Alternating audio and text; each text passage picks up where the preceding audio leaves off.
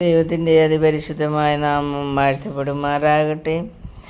ദൈവത്തിന് ഇന്ന് ചിന്തിക്കാൻ വേണ്ടി ദൈവം തരുന്നത് 1 ശമൂവേൽ 6-ാം അധ്യായത്തിൻ്റെ 20-ാം വചനമാണ്. ഈ പരിശുദ്ധനായ യഹോവയുടെ മുമ്പാകെ നിൽപ്പാൻ ആർക്ക് കഴിയും? നമുക്ക് ദൈവത്തിൻ്റെ മുമ്പാകെ നിൽപ്പാനുള്ള യോഗ്യതയുണ്ടോ എന്നുള്ളത് നാം പരിശോധിക്കാം.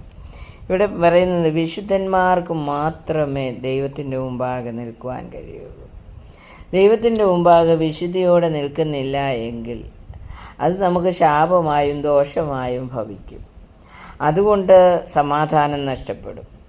ദൈവത്തിൻ്റെ മുമ്പിൽ വിശുദ്ധി നഷ്ടപ്പെട്ട് ജീവിക്കുന്നവർക്ക് സമാധാനമുണ്ടാകുകയില്ല. അതുകൊണ്ട് നമ്മുടെ വിശുദ്ധി കാത്തു സൂക്ഷിക്കുക. വിശുദ്ധി ഇല്ല എങ്കിൽ വിശുദ്ധിയെ ഉണ്ടാക്കിയെടുക്കുക എന്നുള്ളതാണ് ആദ്യം നാം ചെയ്യേണ്ടത്.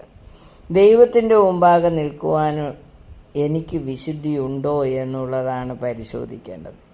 ആദ്യം ആ പരിശോധന ചെയ്തിട്ട് ദൈവസന്നിധിയിൽ ദൈവത്തെ ആരാധിക്കുവാൻ പ്രാർത്ഥിക്കുവാൻ ദൈവം തമ്പുരാൻ ഇടയാക്കി തരട്ടെ എന്ന് പ്രാർത്ഥിച്ചുകൊണ്ട് വചനത്തിന് വിരമിക്കുന്നു. ദൈവം എല്ലാവരെയും അനുഗ്രഹിക്കുമാറാകട്ടെ. ആമേൻ.